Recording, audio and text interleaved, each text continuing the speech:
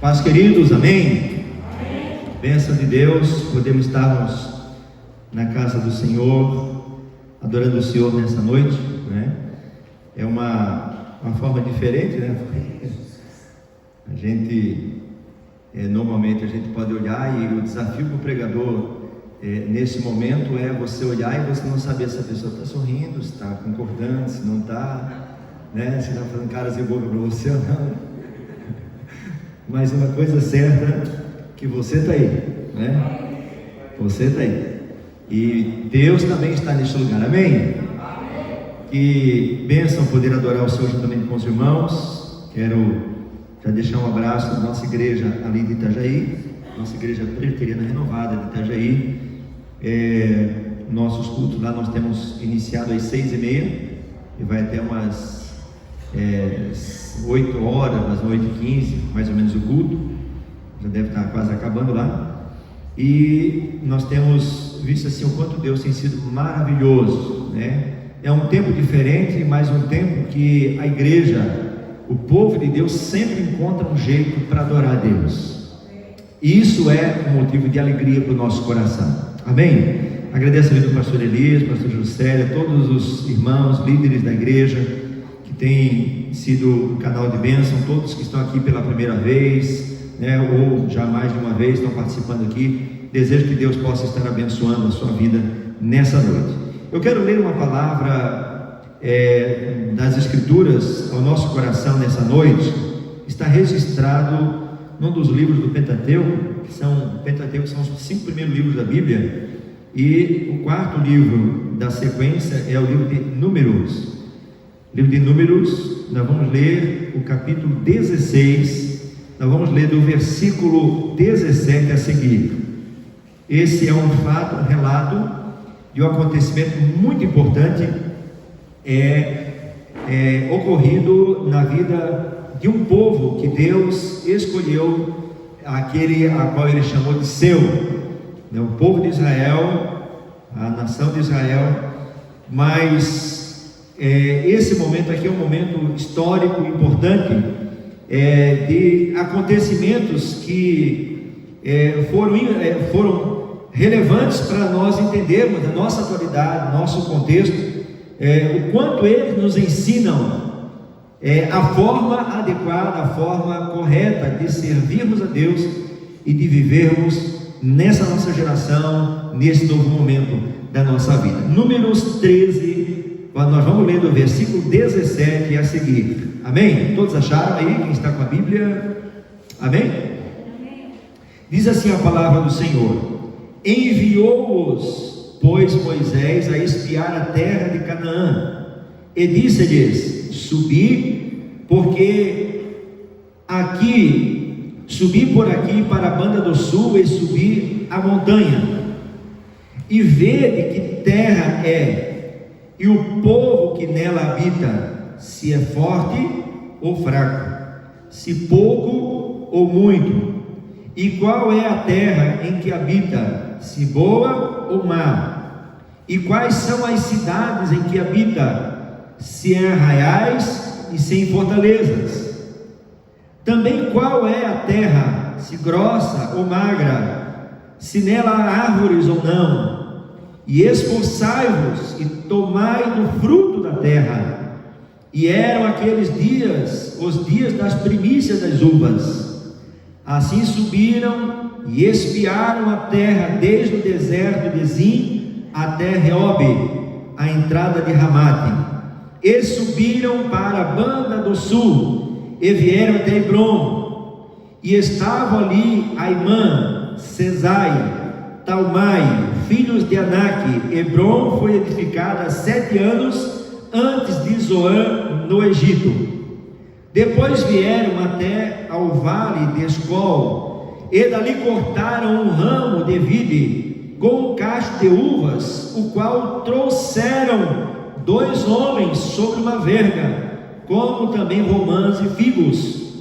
Chamaram aquele lugar o vale de Escol, por causa do cacho que ali cortaram os filhos de Israel.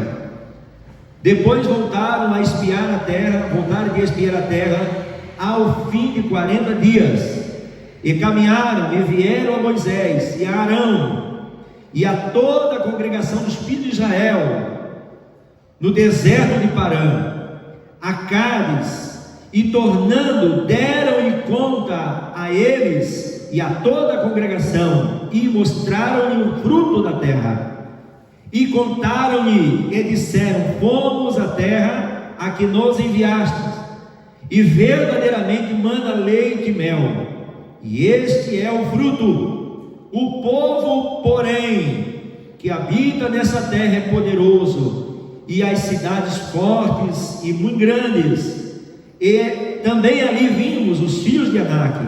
Os amalequitas habitam na terra do sul, os heteus, os jebuseus, os amorreus habitam na montanha, e os cananeus habitam ao pé do mar e pela ribeira do Jordão. Então Caleb fez calar o povo perante Moisés e disse: subamos animosamente e possuamos-la em herança, porque certamente prevaleceremos contra ela. Porém os homens que com ele subiram disseram: não poderemos subir contra aquele povo, porque é mais forte do que nós. E infamaram a terra que tinham espiado perante os filhos de Israel, dizendo: a terra pelo meio da qual passamos a espiar é terra que consome seus moradores, e todo o povo que vimos no meio dela são homens de grande estatura. Também vimos ali gigantes, filhos de Anak, descendentes dos gigantes, e éramos aos nossos olhos como gafanhotos, e assim também éramos aos seus olhos. Amém? Nós estamos vivendo num momento da história, Brasil, mundo, de muitos conflitos. Esses conflitos, eles envolvem várias coisas, seja político, seja religioso, seja moral, ético, seja as ideologias que estão sendo desenvolvidas, construídas há muitos anos. E isso tudo gera um certo desconforto, uma certa crise nas relações entre as pessoas. E uma das coisas assim que a gente tem observado é que no meio de todas essas circunstâncias que envolvem a nossa sociedade, o lugar onde nós estamos inseridos, muitas coisas são relatadas, muitas informações são trazidas, muitos vídeos são liberados. Tem pessoas gravando vídeo para falar a verdade, outros para falarem mentiras, outros para caluniarem, outros para incentivarem, outros para hostilizarem. Enfim, são diversos tipos de informações que são passadas para as pessoas. E depende o nível e a forma das informações e como elas são liberadas, isso pode gerar ânimo ou pode gerar pavor e desespero nas pessoas. Depende da forma como as informações chegam para cada um de nós, vai ser a forma como nós vamos reagir emocionalmente, espiritualmente, como nós vamos reagir em relação ao trabalho, em relação aos negócios, em relação à família, em relação ao casamento, em relação às finanças, em relação a muitas coisas da vida. Então, como é importante e como é relevante nós sermos pessoas que vamos transmitir informação ou carregar informação, e a nossa informação sempre precisa ser informações saudáveis, informações que trazem vida, informações que trazem encorajamento, que trazem alinhamento, que trazem direcionamento para o coração das pessoas que nos ouvem. O texto que nós lemos aqui é um relato importante. Israel havia saído do Egito depois de 400 anos como escravo no Egito. Eles saem da terra do Egito, debaixo de uma mão forte do Senhor, depois de Deus manifestar 10 pragas sobre o Egito, saíram com mão forte, passaram o Mar Vermelho, atravessaram o deserto, receberam leis do Senhor, receberam mandamentos do Senhor, viram a água amarga ficar doce, viram o maná cair do céu, viram muitas coisas extraordinárias acontecer durante o trajeto. E uma das coisas que eu olho para esse texto, gente, sabe quando você vai buscar um emprego e a pessoa diz assim, ó, vai lá na tal empresa que você vai ser entrevistado e você vai ser contratado. Sabe essa certeza? A garantia que a coisa vai dar certo. Esse texto é um tipo desse texto, dessa situação. É um texto que mostra uma trajetória de algo que é garantido que ia acontecer. Deus disse: vocês vão sair da terra do Egito e vocês vão ser colocados por mim na terra da promessa, que é a terra que eu prometi a Abraão e a Isaac e Jacó. Era uma promessa de Deus, e toda promessa de Deus tem nela o sim e o amém. Ou seja, Deus não volta atrás nas suas promessas. E isso é uma palavra que me encoraja a continuar confiando em Deus, não em mim, mas confiando no poder de Deus e na fidelidade de Deus. E o texto aqui nos mostra um momento importante. Por quê? Porque era o momento de montar estratégia para saber como seria a entrada, como é que eles iriam fazer para possuir a terra. A estratégia de guerra, quais seriam as formas que eles iriam abordar para poder, entrar nessa terra, conhecer, fazer levantamento de campo, fazer levantamento de informação, para poder alcançar e entrar na promessa que Deus havia dado a eles. E diz a palavra que Moisés seleciona 12 homens. Diga assim comigo, 12 homens. Olha só, não eram homens simples, eram príncipes nas suas casas, eram pessoas importantes, pessoas relevantes, pessoas de peso, pessoas que tinham influência no seu grupo, pessoas que tinham influência na sua comunidade, pessoas que tinham influência naquele ambiente onde ele estava influenciando, onde ele estava se relacionando, na família dele, no grupo dele, na tribo dele. Era uma pessoa influente naquela tribo. E diz que ele separa 12 homens, e esses 12 homens são orientados para ir espiar a terra. E diz que eles ficaram durante 40 dias, pastor Elias, espiando a terra, vendo como que era a terra, para poder trazer um relatório, trazer uma orientação, trazer instruções para o líder que estava à frente da missão, que era Moisés. E depois de 40 dias eles voltam com um relatório. Então eu quero compartilhar com vocês, eu quero pensar com vocês nesse texto algumas coisas, porque a forma como eu me relaciono com aquilo que eu estou envolvido vai nutrir, vai fazer com que eu me posicione, eu me comporte, eu tenha reações e ações de acordo com aquilo que eu estou percebendo. A primeira coisa que esse texto nos traz, que era uma palavra de Moisés para eles, era o seguinte, versículo 18: vede a terra, se o povo que nele habita, se é fraco, se é forte, se é pouco, se é muito, se a terra que habita é boa ou má, se as cidades que habitam, se são arraiais, se são fortalezas, se é grossa, se é magra, se tem árvores, se não tem, observe a terra e traga relatório. A primeira coisa que eles deveriam fazer é o quê? Ver. Queridos, quando nós estamos envolvidos em qualquer situação da nossa vida, seja na igreja, por exemplo assim, esse momento de coronavírus, tem pessoas que estão em crise, Não estão em crise porque estão com falta de dinheiro ou por falta disso ou daquilo. Estão em crise porque estão em desespero, não sabem o que vai ser, ele não sabe o que vai ser daqui para frente. Ele está em desespero, o coração angustiado. A forma como eu vejo as coisas está muito ligado a como eu estou aqui dentro.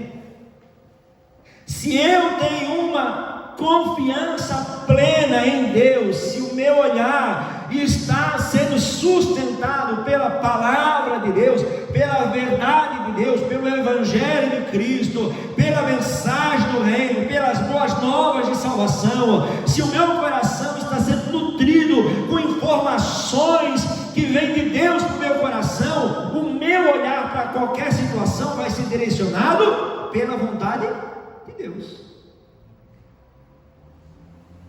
Já viu que tem pessoas que olham para a mesma situação, um olha de um jeito, outro olha de outro. Algumas pessoas podem olhar para esse copo aqui e dizer assim: esse copo está quase cheio. Outros vão olhar e dizer: esse copo está ficando vazio. Depende de como as pessoas olham, de que perspectiva elas olham. A orientação de Moisés para eles não era fazer sentença, não era para eles trazerem um registro de sentença e determinação, não. A orientação de Moisés para eles era para eles verem. Nós precisamos aprender a contemplar as coisas que Deus tem colocado em nossas mãos e ver a partir de uma perspectiva de fé, uma perspectiva de confiança em Deus, de segurança em Deus. Mas diz a palavra que esses homens viram a terra e eles fizeram as pessoas que estavam no seu convívio estremecerem. As pessoas entraram em pânico. Como é que você olha para a sua casa? Como é que você olha para o seu casamento? Como é que você olha para a sua família? Como é que você olha para a sua igreja? Como é que você olha para a sua cidade? Como que você olha para os seus governantes? Como é que você olha para o seu patrão? Como é que você olha para o seu amigo de trabalho? Como você olha para o seu vizinho? Como é que você olha para as pessoas que estão à sua volta? De que maneira você significa essas pessoas? De que maneira que você significa as coisas? Sempre nós vamos nos comportar de acordo com aquilo que nós carregamos no nosso coração. Eu preciso aprender a olhar com um olhar de fé. As situações são difíceis? São.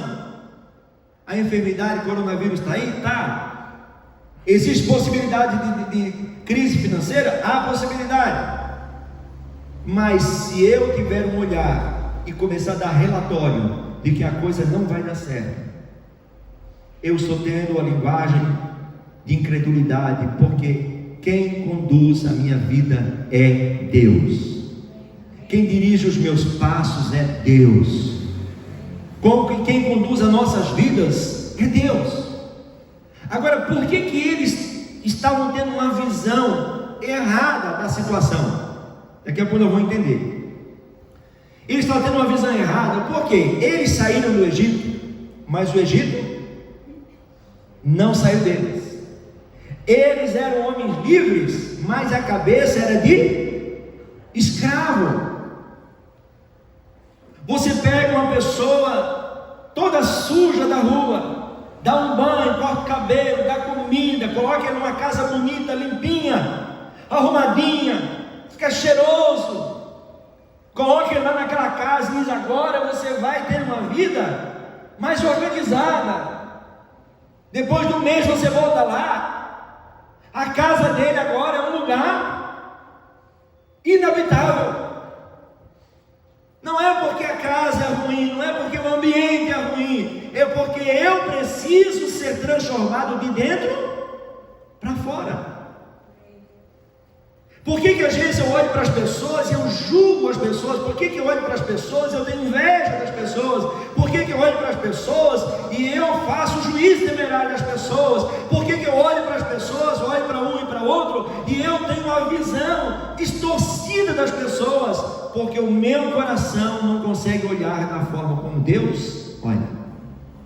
Diz a palavra que Jesus olhava para as pessoas, Gilberto, e dizia, Jesus olhando para a multidão, moveu-se de íntima compaixão. Os fariseus olhavam e diziam, sai daí porque vocês estão atrapalhando, vocês nem podem participar da reunião, sai fora daqui. Os fariseus discriminavam, Jesus olhava com compaixão, o coração dele era cheio de graça e de amor. Homens de fé que estão numa caminhada de conquista das promessas de Deus, precisam ter uma visão de Deus no seu coração. Se nós não temos uma visão de Deus no nosso coração, nós não vamos a lugar nenhum. Quando nós vimos a Deus, quando a nossa visão é corrigida, nós passamos a ter posturas diferentes. Lembra daquele texto, quando o profeta Eliseu estava na sua casa, acordou de manhã cedo, o servo dele acordou de manhã, saíram para a rua, e quando o servo dele olhou e viu vários carros e cavalos dos sírios, do exército sírio em volta da casa dele, ele entrou para dentro e disse, meu senhor, nós vamos morrer, o exército dos sírios está aqui, eles são muitos, nós vamos morrer aqui. O profeta chegou ali fora, olhou e disse assim, Senhor, abre os olhos do moço para que ele veja. Abre os olhos do moço para que ele veja.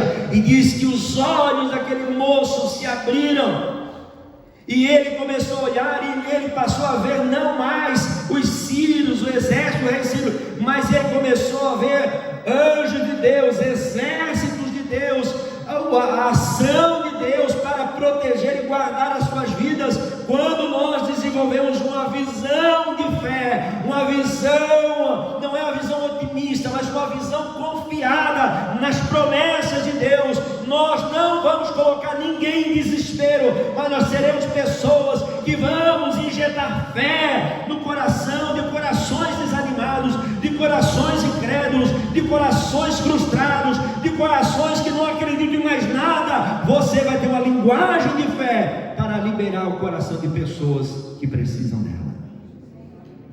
Como está a sua visão? Segunda coisa que Moisés fala para eles: esforçai-vos. Primeira coisa, eu preciso ter uma visão correta. Diga assim, visão correta. Segunda coisa que ele fala, ele diz assim, eu preciso ser esforçado. Tem gente que tem sonho, tem gente que tem promessa, tem gente que quer ser muita coisa na vida, tem gente que quer alcançar muitos êxitos na vida, tem gente que quer ter uma vida espiritual abundante, tem gente que quer ganhar muita gente para Jesus, tem pessoas que querem crescer profissionalmente, tem pessoas que querem desenvolver-se em várias áreas da vida, tem pessoas que querem fazer faculdade, tem pessoas que querem casar, tem pessoas que querem ter filhos, tem pessoas que querem ter muita coisa, mas não tem ânimo, são desanimados, não tem coragem.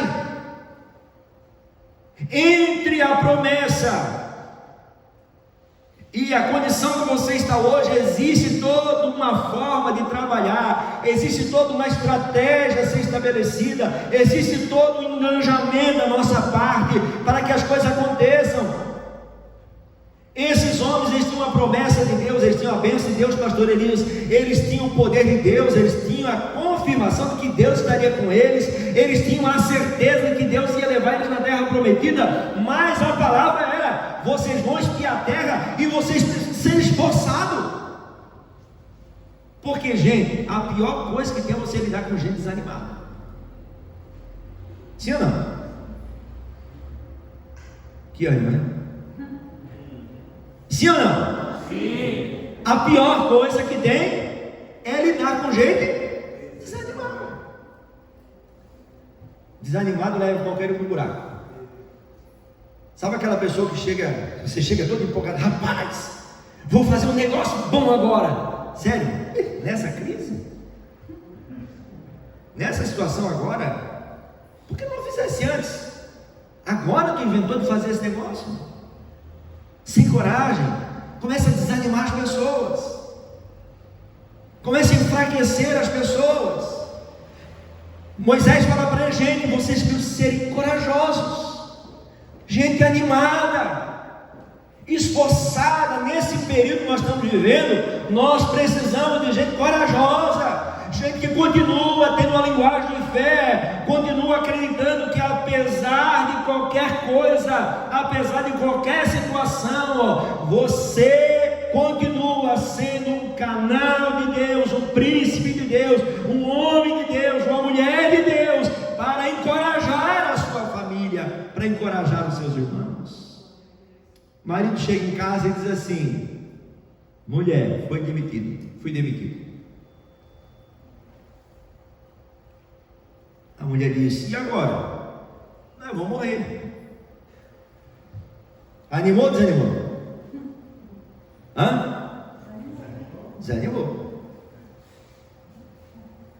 Agora, se a mulher dissesse assim: meu marido querido fosse demitido, fui. Como Deus é bom, né? Deus quer aumentar o teu salário, Deus quer melhorar a tua vida, Deus quer te colocar em outra frente de trabalho para você ser um porta-voz do Evangelho lá. Deus quer ser um instrumento, Deus quer fazer de você um instrumento poderoso para transformar o lugar onde você vai passar. Deus quer fazer coisas novas através da sua vida. Linguagem de fé: pastor, isso é positivismo demais. Não é positivismo não, porque eu preciso crer que Deus é o que cuida e sustenta a minha vida. Moisés falou para esses irmãos: vocês precisam ser esforçados. Por quê? Às vezes você vê pessoas que querem fazer uma faculdade, mas não querem estudar, querem que a coisa venha de graça. Tem pessoas que querem casar, mas não querem investir no casamento, não querem dedicar tempo, ficar gastando tempo, conversar com a mulher, bater papo com a mulher. Mulher conversa demais, quer falar muito. Eu tenho que ficar escutando, eu chego do serviço, eu tenho que ficar ali escutando. Tu quiser se casar, não quiser? É isso. Mas filho, dá muito trabalho. Pois é, mas só que eu chego em casa, quem vem agarrar você e pula o teu pescoço e diz: papai, você chegou, é o filho. Dá trabalho, mas vale a pena. Tem gente que quer: não, eu vou comprar uma casa, eu vou fazer uma casa, mas nunca fez um orçamento com um saco de cimento. Eu quero ganhar pessoas para Jesus, mas nunca fez um curso de teologia, nunca pediu: pastor, me ensina quais são as bases da pregação do Evangelho, pastor, me ensina como é que eu falo do amor de Jesus para as pessoas. Às vezes as pessoas não têm ânimo, vai dizer: eu não quero ter muito trabalho, eu não quero ter muita dificuldade, eu não quero ter muito problema, eu não quero ter muito desgaste, eu não quero isso, não quero aquilo. Gente, Deus conta com pessoas corajosas. Gideão, quando foi lutar contra os midianitas, diz a palavra do Senhor que Gideão juntou 32 mil homens. Daí Deus disse assim: olha, tem muita gente. Daí ele passou em seleção e disse assim: todo mundo desanimado, gente que não acredita, gente que está desesperada, gente que está com medo, covardes, pessoas medrosas, pessoas inseguras, pode ir embora. E 32 foram 22 mil embora. Imagina só, você ir para uma guerra com a porcentagem de 32 mil, 22 desanimados, Rodrigo, 22 mil desanimados. Ia morrer todo mundo. Daí Deus disse assim: olha, tem muita gente ainda, 10 mil, tem muita gente ainda. Daí mandou lá aquele negócio de beber água lá no riacho lá, e daquela seleção ainda caiu fora mais 9.300. E ficaram os 300 que são chamados valentes de Gideão. 300 homens que estavam dispostos a enfiar a sua vida, entregar a sua vida com coragem para alcançar o objetivo daquilo que Deus tinha colocado nas suas mãos.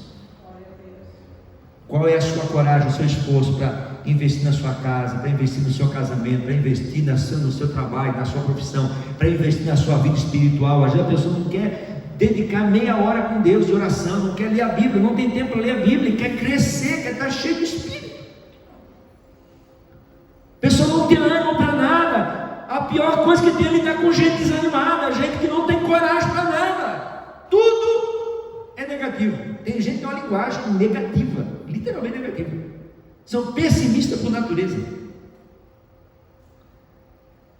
E a orientação de Moisés é o quê? Olha, vocês têm que ser corajosos e tragam fruto da terra. Tragam fruto de lá. Aí eles trouxeram, um cacho de uva, que 2 homens tiveram trazendo numa ripa, né? Botaram no ombro de um, no ombro de outro e trouxeram um cacho de uva. Já imaginou um cacho de uva desse? Eu, se fosse numa terra, chegasse lá e olhasse e tivesse um cacho de uva que 2 homens pudessem trazer, imagina, meu coração se encheria de fé. Nesse lugar que ele prometeu, eu vou dar minha vida por isso. Eu vou dar minha vida por isso. Mas mesmo vendo tudo isso que aconteceu, diz que eles chegaram para Moisés e relataram tudo o que tinha acontecido, tudo que tinha ocorrido na terra, tudo que eles tinham visto: homens poderosos, cidades fortes, cidades grandes, filhos de Anak, que são os amalequitas, são os filhos de Anak, que são os gigantes, né? Os amalequitas, enfim, todo esse pessoal. Diz que eles colocaram tudo isso e disseram para Moisés: olha, Moisés, é o seguinte, nós não poderemos subir, nós não vamos dar conta, esse povo é mais forte do que nós, esse povo é mais poderoso do que nós, esse povo é mais forte do que a gente, nós não vamos conseguir vencer esse povo.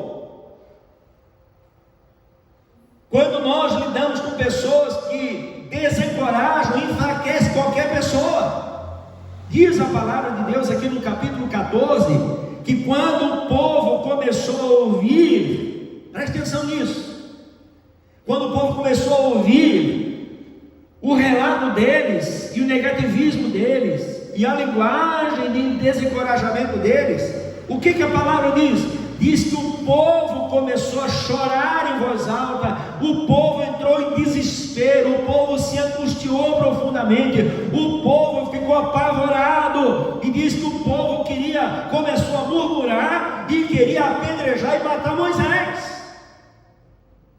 Porque quando nós temos uma linguagem de derrota, nós temos que punir alguém, nós temos que responsabilizar alguém, nós temos que dizer que alguém é culpado por aquilo.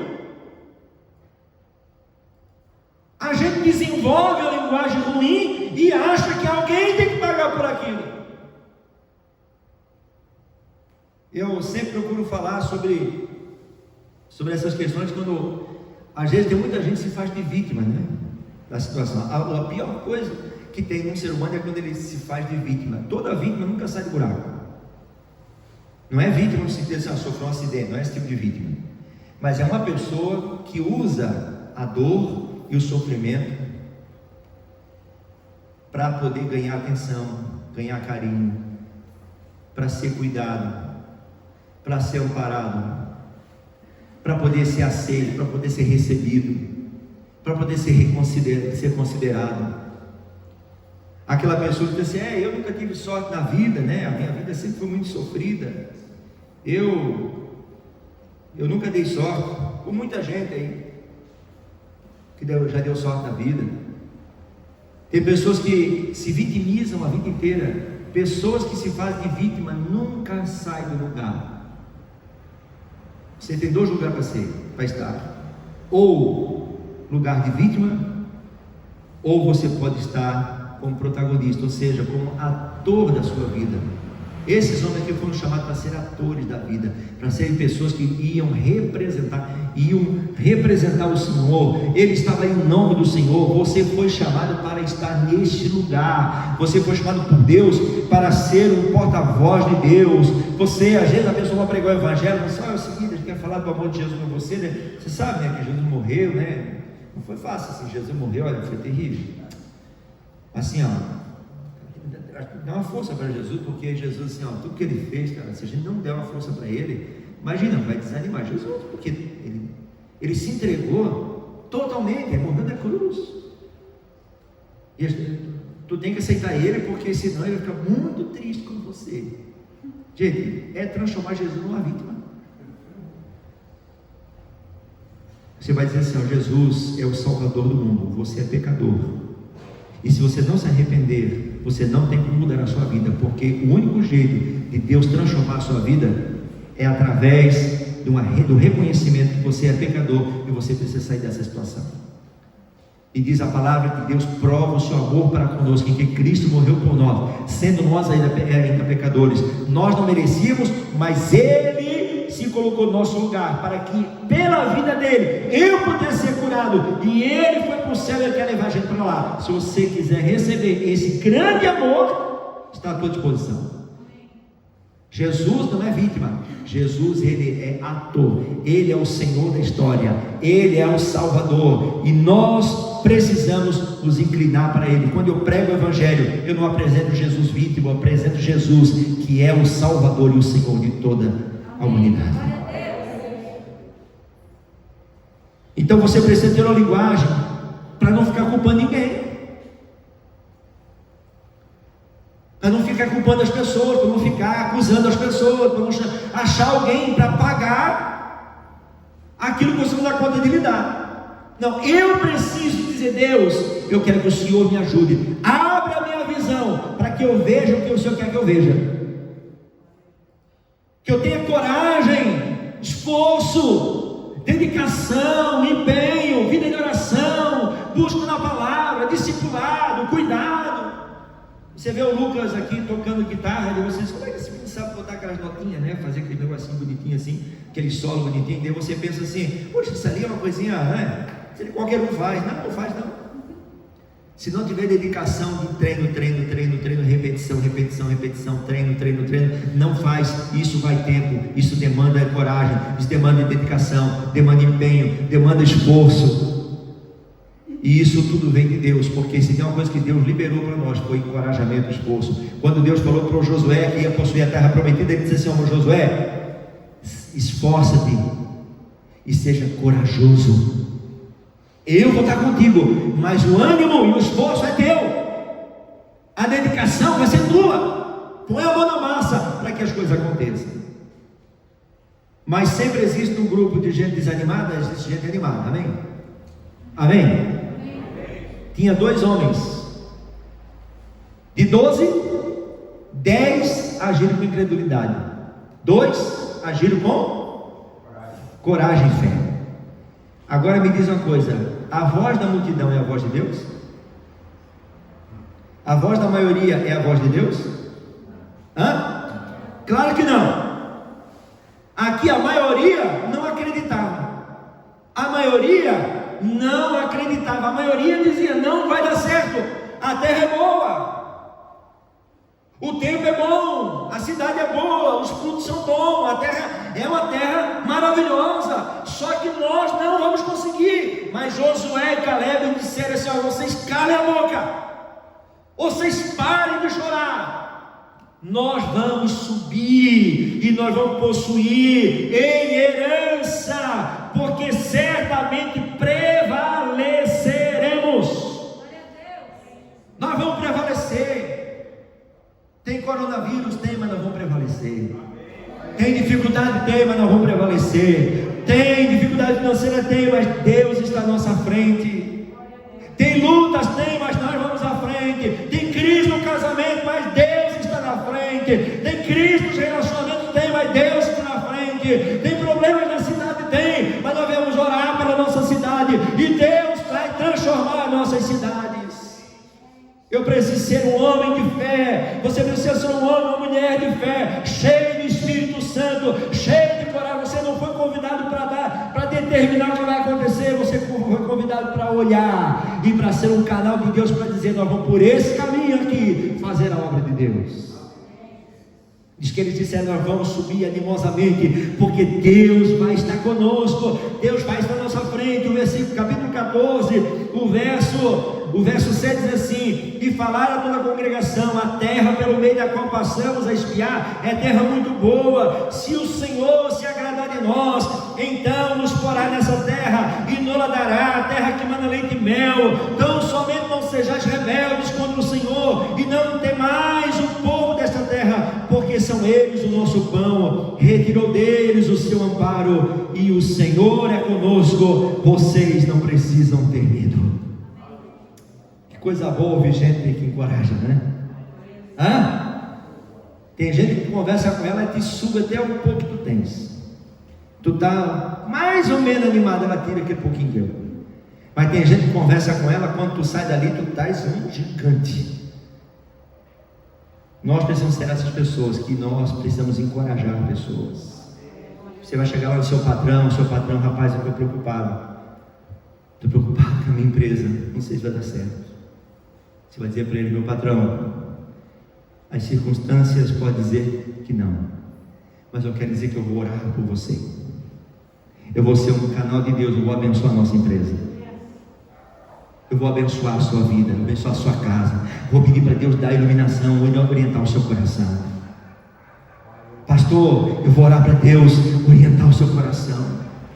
A mulher vai olhar para o marido e vai dizer: meu marido, eu sei que as coisas não estão simples, não estão tão fáceis, mas eu quero dizer para você, meu marido, que eu e você vamos dobrar nosso joelho e vamos buscar o Deus dos céus, e o Deus do céu vai falar conosco e vai nos dar a orientação certa, porque é no tempo da escassez, é no tempo da crise que nós experimentamos maiores milagres. O deserto não é um lugar de morte, o deserto é um lugar de maturidade, o deserto é um lugar de crescimento, o deserto é um lugar que a gente cresce em Deus, cresce em relacionamento, cresce em conhecimento, cresce em aprendizado, cresce em todos os níveis. Eu preciso desenvolver essa linguagem. Coisa boa é conversar com gente que encoraja. Eu quero fechar dizendo para vocês uma coisa. Sabe qual foi a palavra de Deus para Caleb? Foi assim: o meu servo Caleb, houve nele um outro espírito, 14:24, e perseverou em seguir-me, eu o levarei à terra que entrou. Diga assim: Caleb ia entrar na terra. Olha só, eu vou colocar ele na terra que ele entrou, e a sua semente possuirá em herança. Presta atenção. O seu desânimo vai comprometer toda a sua geração, e a sua coragem, o seu espírito diferente de perseverança vai colocar os seus filhos nas promessas de Deus. O que você faz hoje influencia a sua descendência. Aquilo que você deixa de fazer hoje vai influenciar a sua descendência. Ele disse: porque você perseverou. Perseverar, queridos, não é teimosia. Perseverança é pessoas que continuam crendo quando ninguém mais crê. Perseverança são pessoas que confiam na promessa de Deus quando ninguém mais acredita. Perseverança é aquilo que a pessoa carrega consigo, é a atitude que a pessoa tem consigo quando todo mundo está dizendo não dá mais. Essa pessoa não é teimosa, ela diz: eu estou crendo numa palavra de Deus. Pastor, mas a realidade é a realidade. Sim, Moisés em nenhum momento negou a realidade, em nenhum momento. Aqui eles disseram: não, a terra é grande, a terra tem muralhas, a terra tem lugares difíceis, a terra tem todos os problemas possíveis. Mas a questão é o seguinte: é para onde você está olhando? A pergunta que eu faço para você: como você se vê hoje? Como você se enxerga hoje diante das coisas que Deus tem te proposto? Como é que você se enxerga no trabalho? Como é que você se enxerga no casamento? Como é que você se enxerga, se percebe na sua família? Como é que você se percebe lá na sua faculdade? Como é que você se percebe na igreja, no reino de Deus, nisso que Deus está fazendo no mundo, a obra que Deus está fazendo no mundo? Como é que você se vê? Tem pessoas que dizem: eu me vejo pequeno, pastor. Me vejo muito inferior. Mas não é uma humildade, é um achatamento assim. O povo terminou aqui dizendo assim: olha, nós vimos ali gigantes, filhos de Anak, descendentes dos gigantes.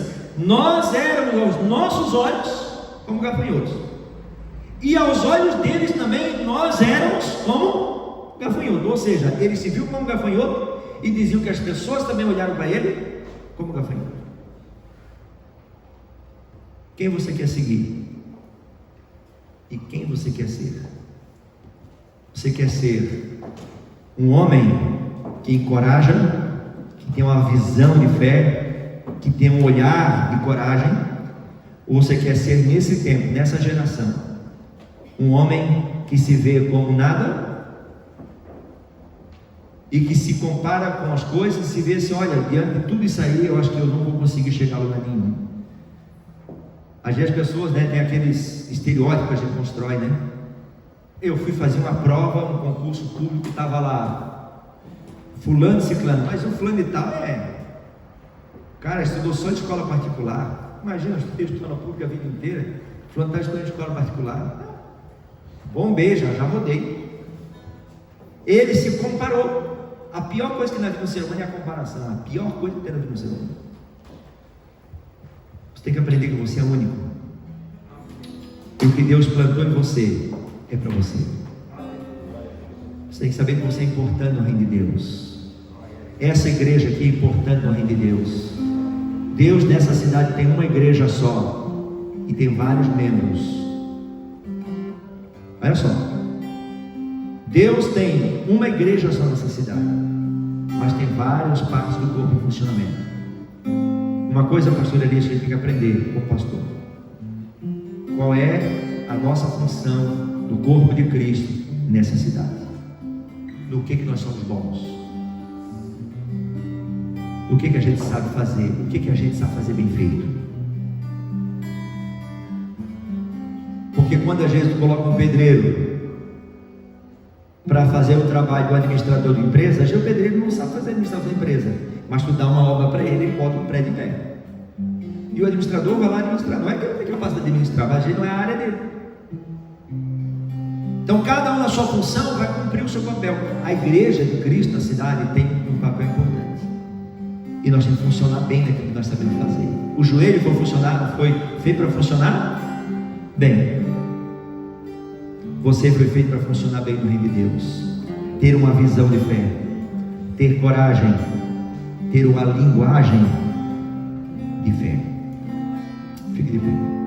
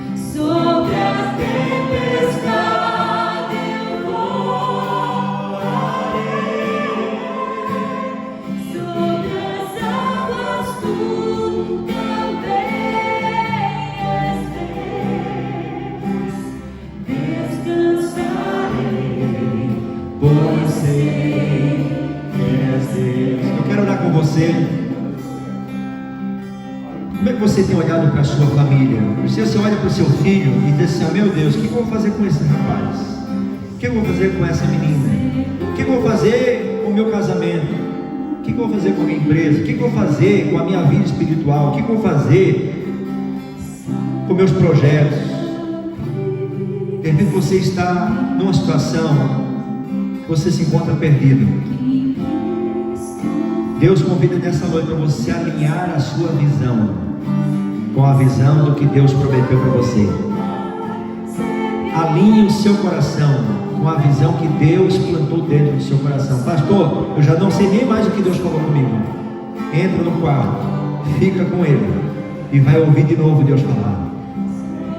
Entra no quarto e diz: Deus, eu perdi a linha, eu perdi a direção. Entra no quarto e diz: Deus, volta a falar comigo.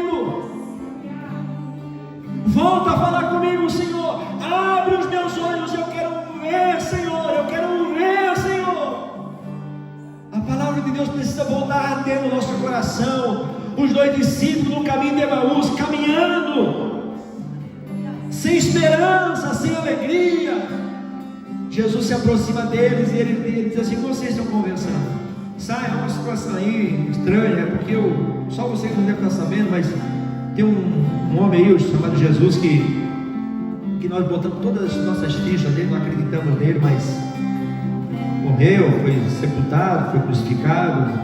Diz que ele ia ressuscitar. Tem um pessoal até que diz aí que ele ressuscitou e tal, mas a gente está indo embora na cidade aqui, nós vamos para Emaús, aqui uns 11 quilômetros, e a gente está aí entregando os pontos. porque nós botamos todas as fichas nele, mas não deu certo. E Jesus começou a falar: vocês são nécios. Quando Jesus fala isso, ele está dizendo: vocês estão embotados. O que é uma pessoa embotada? É uma pessoa bloqueada, uma pessoa que não sente mais nada, uma pessoa que perdeu a visão, uma pessoa que não enxerga mais nada, uma pessoa que você tenta colocar alguma coisa no coração dela, mas ela está obcecada pelo que é ruim, pelo negativo. Ela está bloqueada para qualquer tipo de coisa que tenta melhorar a vida dela. Mas ele começa a falar, Jesus começa a revelar as escrituras para eles. E quando Jesus senta na mesa com eles, lá em Emaús, na casa deles, sentaram à mesa, Jesus partiu o pão. Diz que eles reconheceram que era o Mestre, que era Jesus. E diz que quando eles reconheceram que era Jesus, Jesus desapareceu. E diz que eles se levantaram e voltaram para Jerusalém, 11 quilômetros. Agora eles vieram de um jeito, mas voltaram cheios de ânimo. Sabe por quê? Porque eles tiveram um encontro novamente com o Cristo ressurreto. Eles encontraram Jesus, pastor. Nessa noite, o Espírito Santo quer falar com você, está falando com você. Você precisa sentar à mesa com Jesus.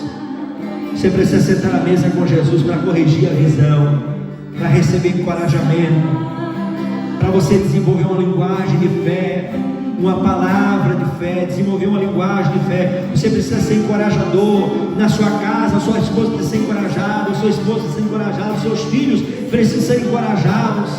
O seu patrão precisa de você para você encorajar ele. O seu pastor precisa de você para você encorajar ele. As ovelhas precisam do pastor para encorajá-las. Nós precisamos ser encorajadores dos nossos vizinhos, dos nossos amigos, dos nossos irmãos que estão nas redes sociais, que nós conversamos sempre. Nós precisamos ter palavras de encorajamento. Nós precisamos ter uma palavra de fé para essas pessoas. É o momento que Deus quer alinhar o nosso coração com o coração dele. Para isso, entre no quarto, feche o quarto, senta com Jesus e vai pedir para ele: Jesus, abre os meus olhos. Eu quero começar a ver o que eu deixei de ver. Eu quero começar a ver o que o Senhor está falando. Eu quero continuar crendo e confiando na promessa que o Senhor fez para a minha vida. Aquela promessa, desde quando eu comecei a minha caminhada de fé, a promessa que o Senhor fez lá para o meu casamento, a promessa que o Senhor fez lá para a minha família. Eu quero continuar firme nessa promessa. Coloque a sua mão sobre o seu coração. Você vai orar com fé. De repente na sua mente tem muitas vozes dizendo para você um monte de coisa negativa, que você não vai dar conta, que você não vai conseguir. Eu não estou aqui para trazer positivismo para você. Eu estou aqui para dizer para você que você precisa confiar em Deus, fiel que prometeu, e que também pode cumprir na sua vida aquilo que Ele prometeu. Ele é fiel, a promessa de Deus é fiel. Elas têm nela sim um sim e um amém. Deus cumpre as suas promessas, não por causa de nós, mas por causa da fidelidade dEle, por causa da palavra dEle. Deus não volta atrás com a sua palavra. Passará céu e terra, mas as palavras do Senhor não passarão. Senhor Deus, obrigado por esse tempo, obrigado pela vida dos meus irmãos. Estão aqui os meus irmãos, Senhor, diante dos seus desafios, diante das suas lutas, diante das suas tribulações. Ó Pai, o Senhor conhece a necessidade de cada um, o Senhor conhece os desafios de cada um, o Senhor conhece, Senhor amado, os limites de cada um. Meu Deus amado, Pai, não queremos aqui ficar, ó Pai, lamentando as nossas feridas, lambendo as nossas feridas. Não queremos ficar aqui vítimas, ó Pai, querido, dos nossos sofrimentos. Não, nós queremos olhar para o Senhor e dizer: Senhor, eu vou me posicionar com coragem, com fé, com ânimo, com vigor. Eu vou fazer a mudança na minha vida que eu preciso fazer. Eu vou agir de forma que eu nunca agi. Eu vou me comportar como nunca me comportei. Eu vou orar como nunca orei. Eu vou ler a Bíblia como nunca li. Eu vou vir na igreja e buscar ao Senhor como nunca busquei. Eu vou cuidar da minha esposa como eu nunca cuidei. Eu vou cuidar do meu esposo como eu nunca fiz. Eu vou cuidar dos meus filhos como eu nunca fiz. Eu vou trabalhar fielmente no meu trabalho, com muita dedicação, com muito amor. Eu vou abençoar a minha cidade, eu vou abençoar a minha casa, eu vou abençoar a minha igreja, eu vou abençoar meus irmãos. Eu não quero ser uma pessoa que vai infamar a terra. Eu quero falar bem, eu quero ser um instrumento do Senhor para abençoar tudo aquilo que o Senhor tem colocado na minha vida. Eu quero abençoar meus irmãos. Ministre sobre cada um, Senhor. Que esse tipo de linguagem seja transformado, seja mudado, e nós venhamos experimentar as promessas do Senhor, nos dê um coração de Caleb e de Josué, um espírito diferente, para que não nós só recebamos a promessa, mas toda a nossa descendência receba e seja colocada na promessa, e nós possamos ver os nossos filhos, nossos netos, nossos bisnetos, toda a nossa descendência servindo, amando ao Senhor e andando debaixo dos teus propósitos, no nome de Jesus. Amém. Se o teu nome o mar